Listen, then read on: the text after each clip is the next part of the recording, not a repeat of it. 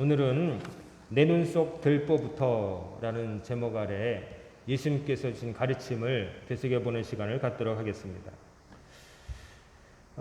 사람을요, 자신과 남에 대한 태도가 어떠한지에 따라서 네 가지 타입으로 나눌 수 있다고 봅니다. 자신과 남에 대해서 관대하냐, 엄격하냐를 놓고서 사람을 분류하면은 자신과 남, 그리고 엄격, 관대, 이 두 가지 2 곱하기 2에서 네 가지 부류의 사람이 나뉠 수가 있어요. 첫 번째, 남에게도 엄격하고 자기에게도 엄격한 사람입니다. 주변에 가끔 이런 분들이 있어요. 아주 칼 같은 분들이에요. 쉽게 말하면.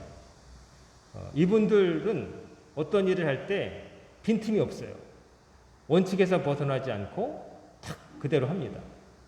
그리고 자기 일을 그렇게 할 뿐만 아니라 남에게도 너도 이렇게 해야 된다라고 수시로 말을 하죠. 이런 분들은 보통 자수성가형 스타일입니다. 아주 어디에 갖다 놔도 자기 몫은 해내요. 이랬다 저랬다 하지 않고 자기에게 주어진 것은 어떻게든 해냅니다. 반면에 남에 대해서도 엄격하기 때문에 자기처럼 부지런하거나 능력 있지 않은 사람을 이해를 못해요. 그래서 너는 왜 그걸 못하냐? 너는 왜? 그러면서 라떼는, 요즘 청년들이 싫어하는 말, 라떼는 너희들보다 훨씬 더 어려운 상황 속에서 이걸 다 했는데 너희들은 부모가 그냥 다 해주는데도 왜 이걸 못하느냐, 이제 이런 거죠. 이런 경우에 어떤 개인의 능력은 인정받는데 그 사람 주변에는 사람이 별로 없어요. 왜요? 불편하니까. 자꾸 잘못을 이렇게 해야 되는데 왜 이렇게 하냐 자꾸 얘기하니까 주변의 사람들이 잔소리 듣기 싫어서 어려워서 사람이 떠나요. 그래서 혼자서는 많은 일을 해요.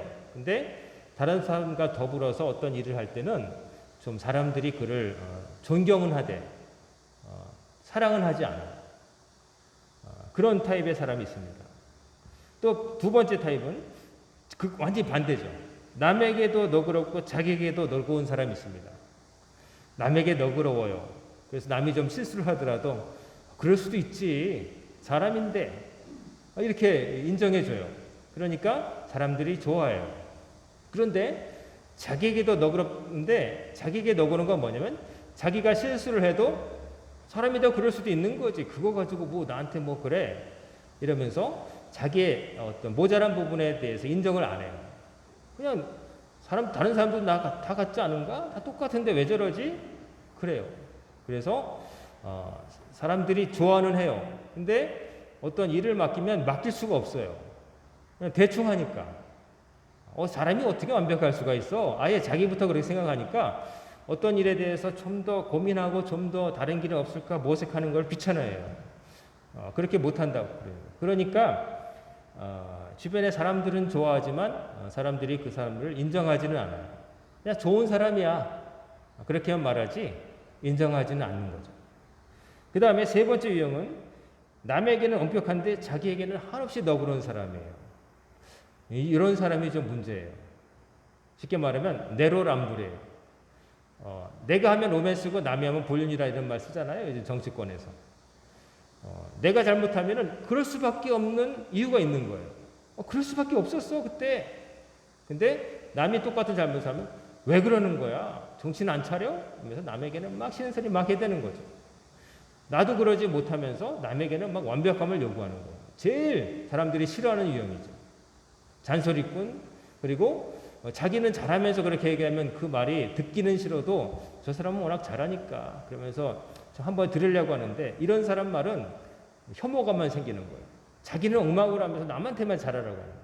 옛날에 그 혀 짧은 훈장이 애들한테 한자 가르치면서 바람풍이라고 해야 되는데 바람풍 이러면서 아이들이 선생님이 하는 것처럼 바람풍 그러니까 왜 바람풍인데 바람풍이라고 그래. 자기는 그렇게 얘기하고 싶지만 자기 혀가 계속 짧으니까 바람풍인데 바람풍이냐고 하냐고 막 이렇게 하는 것처럼 자기는 잘 못하면서도 남에게 얘기하는 거예요. 이런 사람이 바로 사실은 오늘 본문에 나오는 바리새인 같은 사람이었다는 거죠. 예수님 말씀입니다. 그 다음에 네 번째 유형은 남에게는 너그럽고 자기에게는 한없이 엄격한 사람. 고매한 인격자죠. 남이 잘못한 것에 대해서는 너그럽습니다. 그럴 수 있다고 다독여주고 다시 일어날 수 있는 기회를 줍니다. 그런데 자기 스스로에 대해서는 아주 엄격해서 내가 그때 그랬으면 안 되는데 더 잘해야지. 자기를 한없이 채찍질하는 거예요. 개인으로서는 참 자기는 피곤하지만 이런 분들이 많아야 세상이 좀 발전을 해요. 자기에게는 엄격한 거예요. 자기를 관리를 철저히 하는 거예요. 흐트러지지 않으려고 해요. 왜? 나를 보는 수많은 사람들이 있기 때문에, 내가 책임져야 될 사람이 있기 때문에, 책임감, 의무감이 있기 때문에 아주 편안한 자리에서도 자기를 놓지 않아요. 근데 다른 사람이 좀 실수했을 때는 그럴 수 있어, 더 잘할 수 있어, 당신도 좀 잘할 수 있어, 기회를 주는 거예요. 이런 사람이 많으면은 그 조직은 아주 기분이 좋아지고 부드러워지고, 그런 사람이 많으면은 그 회사가 출근하고 싶은 회사에 가까워지는 거죠. 근데 이런 분들은 많지 않습니다. 실제로는 이런 사람은 잘 많지 않습니다. 자, 이런 네 가지 유형으로 살펴봤는데 다른 사람 말고 여러분은 여러분 스스로를 한번 생각해 보시기 바랍니다. 나는 이 네 가지 유형 가운데 어느 쪽에 제일 가까운 사람일까?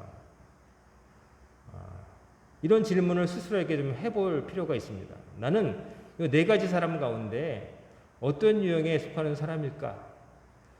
예수님께서 오늘 주시는 말씀은 우리에게 그런 질문을 하도록 하시는 말씀이에요. 너는 어떤 유형의 사람이냐? 이거를 알라는 거죠. 너희들의 모습을, 진짜 맨 얼굴을 한번 생각해 봐라.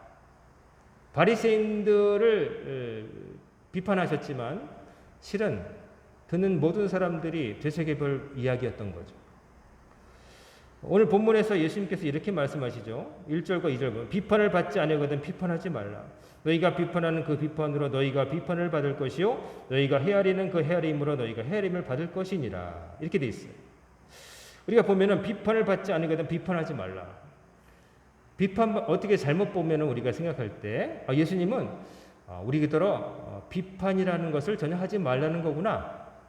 왜냐하면 도로 받을 것 같으니까 이게 부메랑처럼 돌아와서 나에게 결국 마이너스가 되니까 비판하지 마라. 둥글둥글 살아라. 이렇게 말씀하신 것처럼 보일 수 있지만 그러나 예수님의 참 뜻은 그게 아니에요. 예수님은 비판을 받지 않으거든 비판하지 말라. 근데 그 비판은 그 비판으로 너희가 비판을 받을 것이고 헤아리는 그 헤아림으로 너희가 헤아림을 받을 것이냐. 예수님께서 말씀하신 건 뭐냐면은 남에게도 적용하는 기준을 너 자신에게부터 적용하라 그런 거예요. 남을 비판하고 막 그러려고 하지 말고 너 자신에게 먼저 그 비판을 해봐. 너는 어떠한지. 다른 사람 보면서 너는 이렇고 저렇고 이렇게 이야기하기 전에 너 자신을 똑같은 시각으로 좀 객관적으로 바라봐라. 그 말씀을 하시는 거예요. 예수님도 사실은 비판을 하시는 거 아니겠어요? 바리새인들이 이러고 있다고 비판하시는 거 아니에요? 그러니까 비판을 아예 하지 말아라. 어떤 것을 놓고 옳고 그름에 대해서 판단을 하지 말고 그냥 아무렇게나 살아라 하시는 게 아니에요.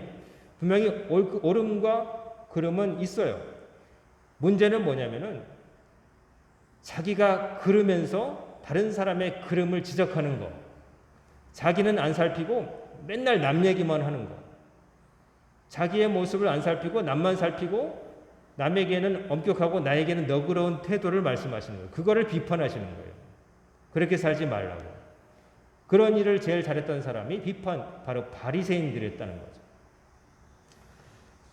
예수님 당시 바리새인들은 당대 엘리트고 존경받는 사람이고 또 좀 어깨에 힘 좀 주고 다니던 당대 지식인이었어요. 또 다른 특권층이었던 제사장 계급하고 갈등도 있었지만 그러나 예수님을 미워하는 것은 나중에 한통속이 돼요. 왜? 예수님은 기존에 이렇게 기득권 갖고 있는 사람들을 다 그들의 치부를 드러내시니까 서로 제사장 계급과 바리새인 계층은 싫어했지만 예수님을 똑같은 적으로 생각하고 손을 잡았던 거예요. 근데 그 제사장 계급은 당시에 완전히 썩을 대로 썩었어요. 예수님이 성전에 가셨을 때 뭘 보셨죠? 거기서 장사하는 장사치들을 보셨잖아요. 하나님께 예배 드리려고 제사 드리려고 좋은 마음으로 먼 곳에서부터 와가지고 그냥 예배 드리는데 와보니까 예수님이 하나님께 바칠 그 제물을 동물을 통리를 취하면서 비싸게 바가지를 씌워 팔고, 또 로마 황제의 얼굴에 그려진 것을 하나님께 바칠 수는 없으니까 그걸 환전해서 성전에서만 유통되는 화폐로 바꿔줄 때 또 폭리를 취해가지고 형편없이 환율을 불리하게 해가지고 팔아먹던 사람들, 그 사람들 뒤에 제사장들이 뒷돈을 받아먹고 있었기 때문에 제사장 계급은 타락이고 바리새인들은 위선이었어요. 제사장들은 타락이고 바리새인들은 위선. 위선은 뭐예요? 착한 척하는 거예요. 자기들이 완벽한 척하는 거예요. 근데 척하는 게 문제가 아니라 완벽하지 않은데 그런 신용하니까 문제인 거예요. 자기들도 다 올바르지 않으면서 자기들은 올바른다고 얘기하며 다녔고, 그렇지 못한 사람들을 싸잡아서 욕하고 다녔어요. 너희는 그게 문제야. 너희들은 뭐 그래. 너 식사하기 전에 손 닦았어. 뭐 어땠냐? 뭐 어쩌고 저쩌고 막 이게 지적질만 하고 다녔는데 실은 자기들은 겉으로는 그런 거 잘하는 것 같았지만, 예를 들어서 부모를 공경하라. 모세 율법에 하나님께서 인간 사이에 지킬 첫 계명을 주셨는데 부모를 공경하기 안 하고 부모에게 할 것을 슬쩍 주기 싫으니까 나 하나님께 드리기로 내가 이게 작정해 놨기 때문에 어머니 아버지 이번 달은 용돈 없습니다. 이런 식으로 빼놨다는 거예요. 고르반 이거니까 못 드리겠네요. 이랬다고 예수님이 비꼬시잖아요. 자기 부모에게 효도하지 않는 이유를 감히 하나님을 섬기는 것에 핑계를 대고 있으니, 하나님은 잘 섬기라고 하셨는데 부모를. 얼마나 가증스러운 일이에요. 하나님 보실 때. 하나님을 잘 모시겠다는 이유를 대면서 그러니까 하나님 잘 모셔야 되니까 부모님은 좀 2등이니까 저리 가세요. 이렇게 하나님 그렇게 가르치지 않으셨는데. 그게 제일 오히려 타락보다 위선이 더 나쁜 거예요. 어떻게 보면. 타락은 그냥 돈에 찌들어가지고 에이 나쁜 놈 그러고 말겠죠. 위선은 그냥 나쁜 놈 정도가 아니라 얄미운 놈, 아주 교묘한 놈 이렇게 붙일 수 있어요. 대놓고 돈 밝히면 차라리 그게 나아요. 근데 아닌 척, 고매한 척 하면서 뒤로는 다 할 것, 이게 아주 나쁜 거 아니겠어요? 더 공분을 사고 말이죠. 애초부터 나는 그냥 상놈입니다. 이렇게 내세우는 사람들은 괜찮아요. 차라리. 그것도 좋은 건 아니지만. 근데 나는 양반이 이러면서 뒤에서는 이제 딴짓하고 옛날에 그런 것처럼 옛날 양반님들 보면은 한둘 다 그냥 나중에 본처 두고서 초첩 거느리고 또 뭐 남의 땅 빼앗고 뭐 이런 양반 공자님 맹자님 하면서 뒤에서는 할지 못할지 다 했던 뭐 그런 것처럼 참 위선적인 거죠. 예수님이 말씀하시는 거는 예수님이 아주 과장된 비유를 드세요. 일부러 그 얘기를 하시려고. 3절 이하 보면은 이제 어찌하여 형제의 눈 속에 있는 티는 보고 내 눈 속에 있는 들보는 깨닫지 못하느냐. 보라 내 눈 속에 들보가 있는데 어찌하여 형제에게 말하기를 나로 내 눈 속에 있는 티를 빼내게 하랴 하겠느냐.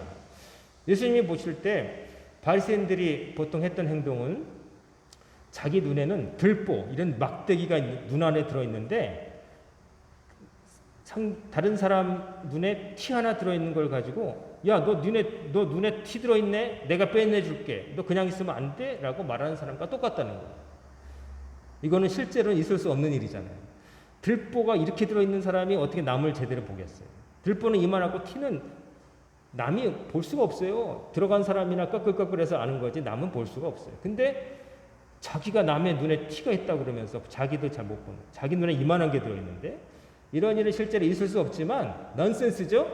근데 그런 일을 벌이고 있었다. 그런 말도 안 되는 짓을 하고 있었다. 예수님이 말씀하시는 거예요. 자기는 더 큰 잘못을 범하고 있으면서도 남의 사소한 것 찝어내면서 그 사람에게 막 이래야 된다 저래야 된다 말하는 거예요. 지금 남에 있는 티가 아니라고 말하는 게 아니에요. 예수님은. 티도 티죠. 그게 거기 있으면 안 되는 거예요. 그 사람 눈에 들어가 있으면 눈을 아프게 하고 막 시력을 상실하게 만들 수 있는 거죠. 그 말씀은 티가 아니라는 게 말하는 게 아니라 티가 있다고 말하는 그 사람 자신에 있는 더 큰 문제가 있는데 그것을 안 들어보고 맨날 남 얘기만 하고 다른 사람은 어떠냐 저떠냐만 얘기하고 있으니까 그게 문제라는 거예요. 여러분 우리의 눈이요. 우리 실제 있는 눈 말이에요. 육안. 이게 여러분의 눈으로 여러분의 얼굴을 직접 본 적이 있나요? 그 눈으로? 보려면 눈을 빼가지고 이렇게 하는 수밖에 없어요. 여러분은 다 사진으로든지 거울로 반사된 걸 본 뿐이지 여러분이 여러분의 눈을 이렇게 빼가지고 이렇게 본 게 아니에요. 눈은 바깥을 자꾸 보게 돼 있어요. 우리의 육안은. 그래서 자기를 잘 살피는 경우가 적어요. 남을 많이 봐요. 나보다. 남을 많이 봐요. 밖에서 돌아가는 것에 관심이 더 많아요. 그러기 쉽죠. 근데요, 정말 중요한 것은 나예요.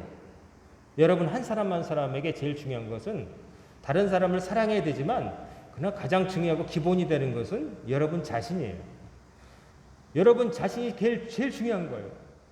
여러분이 자신이 망가진 다음에 다른 사람들을 어떻게 해줄 수 없어요. 남을 도울 수도 없어요. 여러분이 건강해야 다른 사람 부축도 해주는 거지.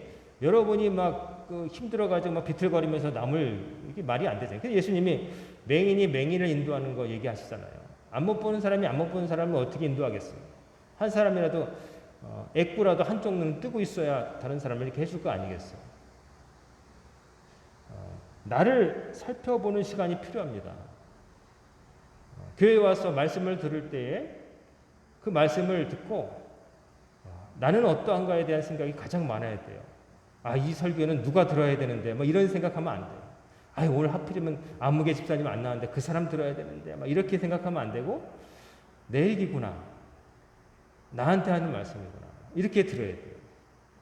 그렇다고 해서 목회자가 여기 있는 분들 중에 누구 한 사람을 꼭 집어가지고 안무개 권사님 들으세요. 집사님 들으세요. 이렇게 설교할 수 없어요. 성경에 있는 얘기는 모든 사람에게 해당되는 이야기지 뭐 어떤 특정한 사람에게 해당되는 얘기가 아니에요. 누구 들으라고 하는 게 아니라 모두가 들어야 될 말씀이라는 거예요. 왜요? 우리는 다 거기니까. 바리새인들을 지금 예수님이 비판하시지만 바리새인들만 욕하신 게 아니에요. 바리새인들이 제일 그런 부류의 사람이긴 했지만 대다수의 다른 사람들도 그렇게 살기 쉬워요. 우리가 우리 자신을 보기 참 힘들어요. 아침에 출근하기 전에 어디 가기 전에 거울 보고 세수하고 뭐 그러지만은 우리 겉껍데기는 그렇게 살피지만 나 자신은 정말 어떠한가, 다른 사람은 어떻게 대했는가 이거에 대해서 깊이 생각하고 반성하는 시간은 잘 갖지 않아요. 누가 나한테 못한 것, 섭섭하게 군 것, 누가 한 말만 생각하지 내 자신은 과연 어떠한가에 대해서 생각을 충분히 하는 시간을 갖지를 못해요. 텔레비 보고 인터넷하고 뭐 사람 만나고 일하다 보면은 잘 못해요. 우리가 기도할 때 하나님께 머리 숙이는 건데 우리의 생각을 하나님께 일방적으로 다다다다다 아뢰는 게 아니라 기도하는 중에 하나님께서 우리에게 하신 말씀을 들어야 돼요. 쌍방향이니까 일방적으로 해내는 게 아니니까. 그래서 그럴 때 하나님 오늘도 말씀을 듣는 가운데 기도하는 가운데 제가 그랬군요. 하나님 고치겠습니다. 제 모습이 보이게 하심을 감사합니다. 그게 깨달음인 거예요. 다른 게 깨달음인 게 아니라 나 자신에 대해서 깨달아지는 거예요. 나 자신이 객관적으로 판단해야 그 다음에 세상도 내가 객관적으로 볼 수 있는 눈이 뜨이는 거예요. 안 그러면은 나만의 세계에 빠져가지고 세상을 이렇다 저렇다라고 함부로 자기 생각, 자기식으로 막 판단을 해버려요. 이거는 빨간색이다. 이건 파란색이다. 자기 입장에서. 근데 나 자신이 어디에 서는지를 먼저 살펴야 돼요. 그래야 내가 높은 데서 아래로 내려다보고 있는지 밑에서 위로 올려보고 있는지 그걸 알 수가 있어요. 그걸 감안하고 봐야 되는 거예요. 안 그러면은 평생 자기만의 생각에 빠져가지고 30년 전이나 20년 전이나 어제나 오늘이나 똑같은 생각을 하고 세상이 어떻게 돌아가는지도 모르는 우물 안의 개구리가 돼버리는 거예요. 자기 자신을 보는 게 참 어려운데요. 제가 전에 있던 교회에서 부교육자 생활을 12년 6개월을 했는데 보통 짧게 하는 사람들은 뭐 3년, 보통 3년, 길게 하는 분들이 한 6년 하는데 저는 짧게 하는 사람의 4배 정도 했으니까 4배 이상 했으니까 굉장히 오래 한 거죠. 사실 그 마지막 부분 부교육자로 이제 나이는 자꾸 먹어가면서 또 여러 가지 고민하고 있을 때에 저에게 힘이 되어줬던 게 이제 운동이었어요. 운동인데 뭘 했냐면은 탁구였어요. 탁구. 그 전에 탁구를 칠 수 있었지만 그 전에 탁구를 이렇게 열심히 안 쳤어요. 근데 제가 섬겼던 교회 담임 목사님께서 어느 해인가 건강이 중요하다고 그러시면서 저 동대문 운동장 지금은 DPT인가 뭐 이렇게 새로운 멋있는 건물이 있잖아요. 우주선 같이 생긴 그 근처로 가셔가지고 한 사람당 25만 원 정도나 되는 고가의 그 탁구채를 사주셨어요. 그래가지고 한 4명 부기업자가 그 다셔가지고 그날 막 100만 원 넘게 썼어요. 그래서 그렇게 좋은 곳이었으니 안 쓸 수가 없잖아요. 이렇게 사주신 성의도 그러신데. 그래서 치기 시작했는데 4명이 되니까 이제 그 짝이 되니까 좀 치게 되더라고요. 그래서 나중에는 거의 뭐 맨날 쳤어요. 점심 먹고 짜장면 시켜 먹고서 또 치고, 그리고 오후 근무하고 신방 갔다 와서도 또 시간 되면 모여서 또 치고. 그래서 어떤 머릿속을 괴롭혔던 생각들이나 스트레스들을 운동하면서 이제 잘 견딜 수가 있었어요. 그래서 운동이라는 게 참 중요하구나. 여러분들도 뭔가 좀 여러분이 좀 즐길 만한 것을 가지시는 게 좋아요. 특별히 노년이 이를수록 운동도 건강도 지키면서 하면 좋죠. 근데 그 이제 어느 정도 넷이서 치니까 우리끼리는 재밌게 치고 실력도 늘고 그랬어요. 그러다가 어느 날 우리가 치는 그 모습을 핸드폰으로 한번 찍어서 보자, 그런 얘기가 나와가지고 찍게 됐어요. 찍고 나서 얼마나 후회했는지 몰라요. 창피해가지고. 저희들끼리는 따닥따닥 치면서 제법 선수처럼, 선수 비슷하게 빨리 쳤다고 생각했는데 녹화된 영상을 보니까 아유, 공이 그냥 할아버지들이 배드민턴 치는 것처럼 툭툭 치고 있는 거예요. 치는 저희들은 그래도 잘 친다고 생각하고 좀, 그래도 좀 누구 집에 가서 보여줄까 이러고 속마음이 그랬는데 찍어놓고 보니까 창피해가지고 내가 저렇게 쳐? 아휴, 저렇게 쳐?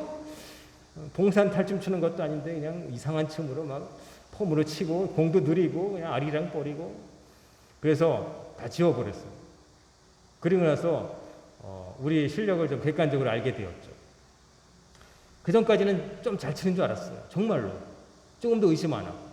한 1년 넘게 그렇게 4명이 치니까 우리끼리 잘 치는 줄 알았어요. 근데 물론 좀 늘긴 했지만 그래도 어디다 내놓고서 보여줄 만한 실력은 아니었는데도 우리는 그렇게 잘못 알았다는 거죠.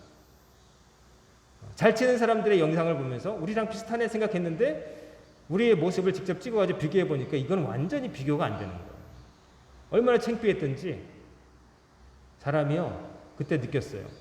우리가 내 자신을 참 알기가 힘들구나. 정말 모르는구나.